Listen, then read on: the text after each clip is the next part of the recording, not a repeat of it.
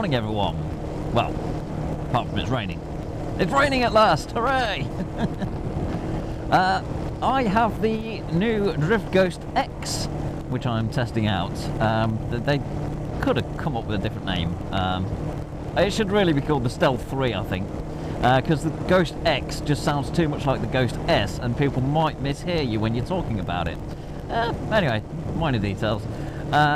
So yeah, I've not replaced the Sony. I'm still happy with my Sony camera.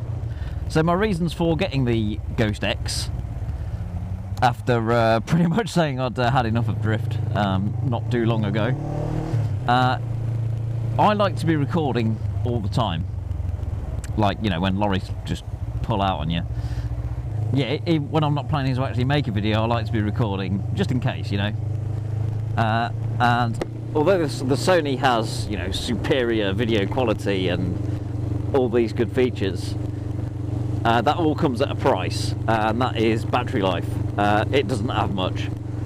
So on my usual sort of daily commute, when I wasn't actually making videos, I just had it recording just in case. I was having to charge the camera up pretty much every day, which I was starting to get bored of having to do. Also, I was a bit concerned that I may be wearing out the USB port from plugging it in and unplugging it from charging it and stuff.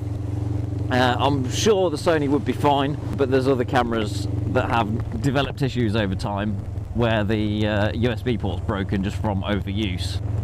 So yeah, I was a little paranoid that that might happen to the Sony, and the Sony's an expensive camera. So one, yeah, I hope it wouldn't happen anyway, but two, I don't want to risk it.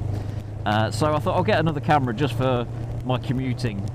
So for any planned videos I'm doing, I'll stick the Sony on. For anything unplanned, I'll just have the Ghost on, just recording, pretty much like a dash camera really, always on all the time. So yeah, I went for the Ghost X because of its fantastic battery life that they advertise.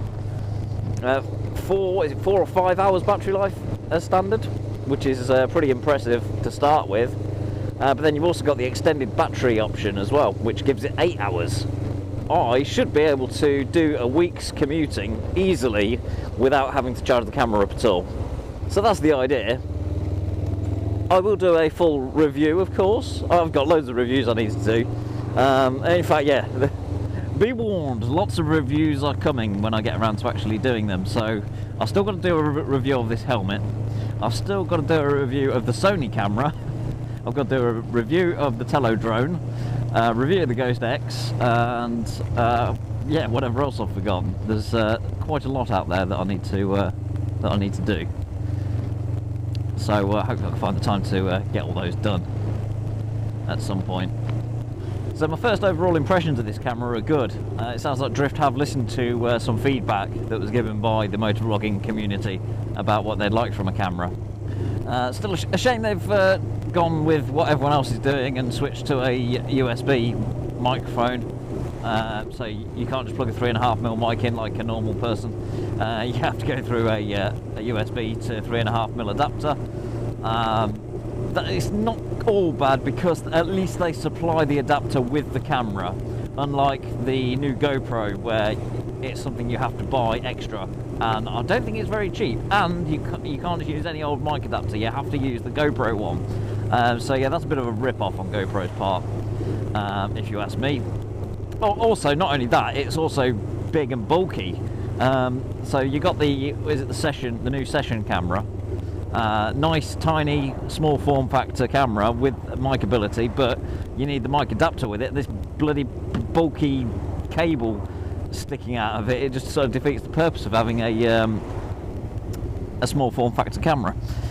But yeah, at least Drift supply the adapter with theirs, so that's all good. And they've added the ability to disable the THM files. If you don't know what they are, on the Ghost S, when you record a video, it also had a duplicate video file, a THM file, and all that was for playing back. When you use the app to play back your videos, it used the THM file because it was a lower resolution, smaller file size, so it transferred the data to the app a lot quicker. Which yeah, is all good if you use that sort of thing, but the problem is the app was crap. It kept crashing, and I never used it really. So yeah, having them THM files there was really annoying. It was taking up valuable card space. But yeah, now they've added the option to disable that, so I have done that. So that's another little plus point for drift on that one. Nice one. So I picked this up for, well, the standard price on it is £130 and £24.99 for the extended battery. I went straight through the Drift Innovation website. By the time I put the good old Baron Von Grumble discount code in, vlog him, I give you 10% off, so the whole bundle came in at £140. So I think that's a pretty good price for what you get.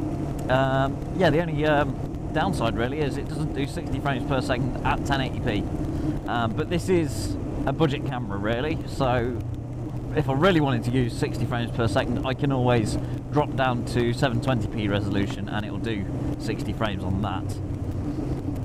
And the difference between 720 and 1080 isn't all that noticeable, I find.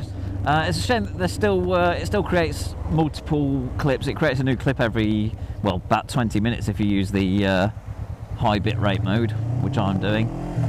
So yeah, you usually end up with a gap in between clips, which is a bit annoying. It's not seamless. So yeah, for vlogging wise, that is a bit of an issue. But otherwise, all good. So anyway, that's my first initial thoughts on the Ghost X. I will do a full review, like I say, so keep an eye out for that in the future, along with many other reviews that I've got to do. So thank you all for watching. Hope you're staying dry. And yeah, I'll see you on the next one. Bye.